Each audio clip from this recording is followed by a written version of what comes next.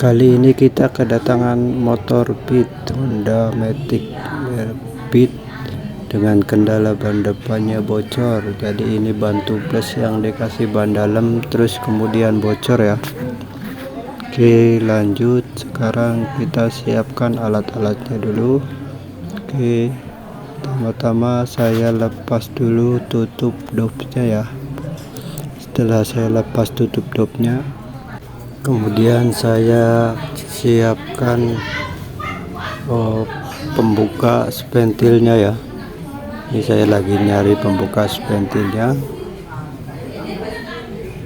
Oke, setelah udah ada saya buka. Oke, sudah terbuka. Sekarang saya ambil kunci 12 buat membuka mur pada bagian dopnya ya. Oke, cuma sekali buka, terus sisanya pakai tangan.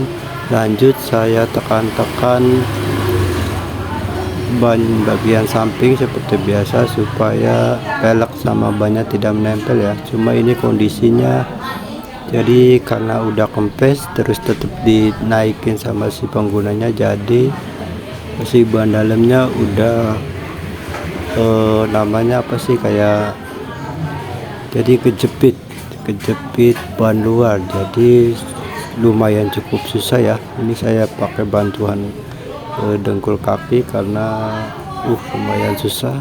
Pokoknya saya pakai 3 cukit juga masih susah. Saya lepasin lagi. Jadi karena ada ban dalam yang keluar lewat samping, jadi bannya terjepit. Nah, si ban luarnya jadi samping-sampingnya tetap merekat, jadi susah, keras. Oke, lanjut. Ini cukitan yang ketiga tapi belum juga terbuka ya. Emang kudu tenaga ekstra kalau misalkan posisi ada ban dalam yang nyelip di samping ban luar. Tapi ini sudah mulai terbuka sedikit-sedikit. Hati-hati juga kalau misalkan cukitan yang udah masuk, biasanya kalau misalkan nggak kita jagain bakal terlempar atau terlepas, nanti bisa kena muka ya. Jadi hati-hati pada saat pencongkelan. Oke, bannya sudah terbuka setengah. Lanjut kita buat ngebuka seluruhnya.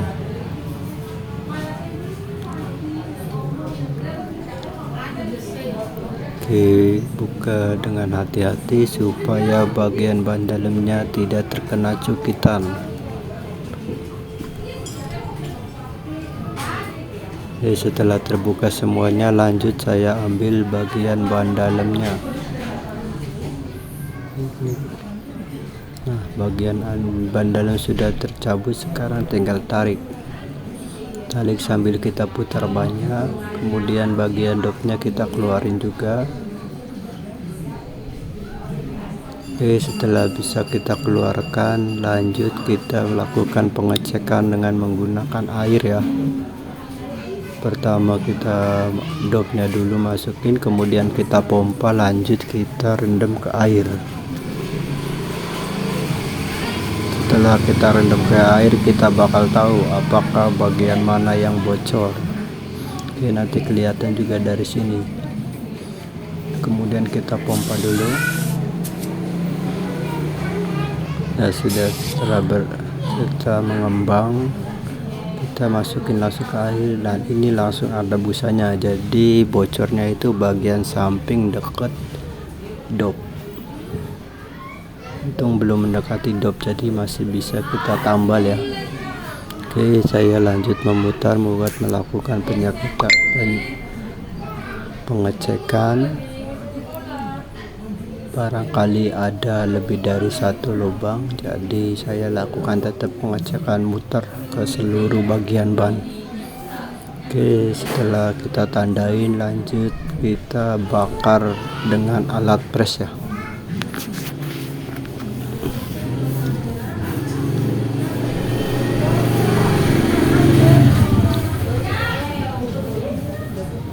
Oke, saya siapkan dulu alat presnya.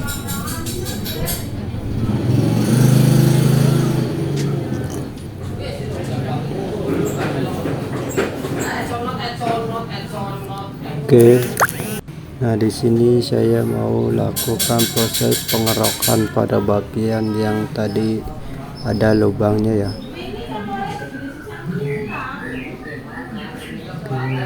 Nah, ini datang lagi ada pengguna motor yang bocor juga, tapi nanti saya selesaikan yang ini dulu. Nah, ini yang dekat lubangnya saya kerok pakai gergaji ya.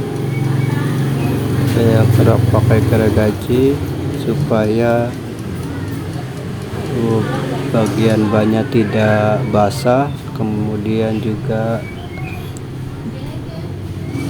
karet kompon atau karet tambahnya bisa merekat dengan sempurna, bisa matang juga dengan sempurna ya, secara merata sekitaran lubang, jangan sampai lubangnya kena malah jadi sobek.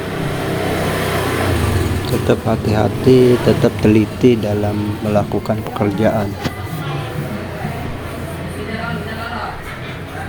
Oke, di sini saya menyiapkan karet tambal atau komponnya, saya potong sesuai dengan ukuran.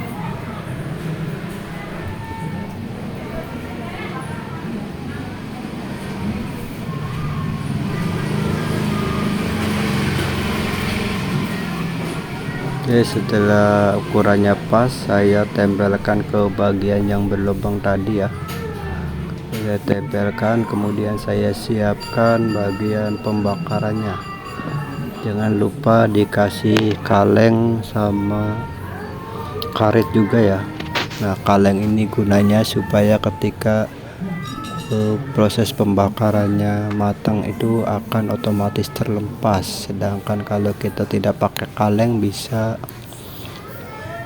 lengket di bagian presannya. Oke, setelah posisinya pas, lanjut kita press juga ya. Kalau mau lihat tutorial supaya tambalan matang dengan sempurna, di video saya sebelumnya juga ada ya, bisa disaksikan aja. Ada langkah-langkahnya sama ada alat bantunya yang gampang kita cari. Alat bekas juga tidak usah beli. Oke, lanjut kita bakar. Setelah kita bakar, kita tunggu ya. Oke, biasa proses pembakarannya kita skip aja, lanjut nanti kita skip.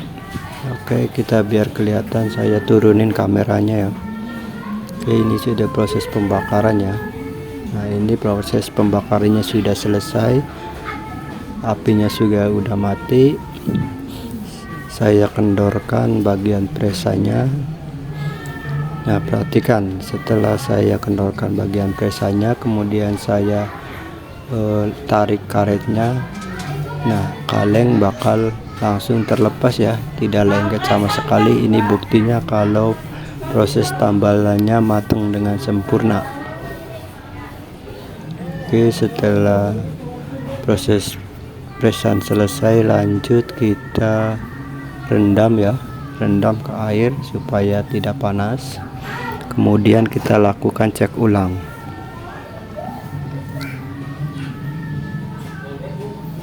Ya, fungsinya ini saya cek ulang karena untuk membuktikan bahwa tadi yang saya tambal tidak bocor lagi.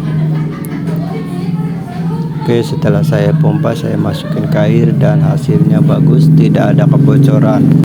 Setelah proses pengecekan ulang selesai, lanjut saya lakukan pemasangan kembali. Sebelum dipasang atau dimasukkan ban dalamnya, saya cek dulu bagian dalam ban luarnya, apakah ada semacam kawat atau paku, supaya pas pemasangan ban dalam tidak terjadi kebocoran lagi.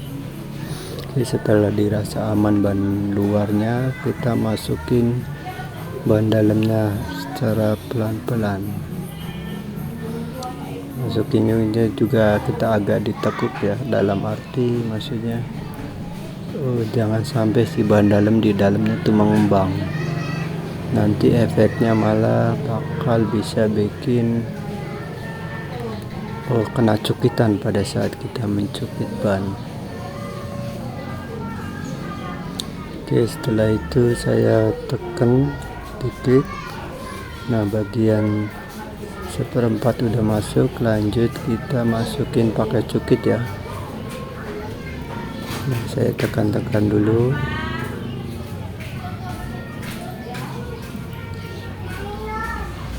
Oke, setelah saya tekan-tekan, lanjut saya pakai satu cukit juga cukup ya pada proses pemasangan. Di proses pemasangannya juga kudu hati-hati, harus sambil kita tekan-tekan bagian yang lainnya, soalnya banyak, jadi karet bannya tuh udah tidak lentur, jadi susah ya, itu agak susah. Jadi ketika kita masukin satu kali, kita juga harus tekan bagian atasnya juga supaya bagian samping-sampingnya tidak merekat pada pelek. Nah, ini adalah salah satu trik buat memasukkan ban yang karetnya udah tidak lentur lagi. Oke, satu kali cukit, kemudian kita tekan bagian samping-sampingnya. Nah, gitu terus. Jadi jangan berharap ketika kita dapat ban yang kasar malah kita langsung cukit. Nanti efeknya tenaga kita bisa terkuras dan bisa jadi bagian peleknya bakal cacat atau lecet ya. Nah, ini bagian akhirnya saya sambil tekan-tekan sampai masuk ya. Kemudian ketika udah masuk, saya siapkan buat memompa lagi. Saya masukin bor, saya kencengin ya. Saya bor 12.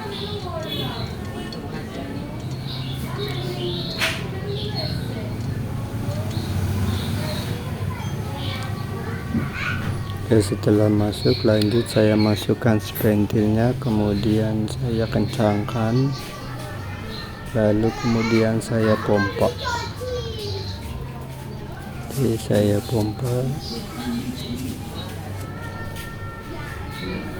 Oke, setelah pompa saya sudah selesai. Terima kasih yang sudah menyaksikan. Jangan lupa like dan subscribe ya, supaya channel ini bisa berkembang dan semakin semangat buat bikin videonya. Terima kasih.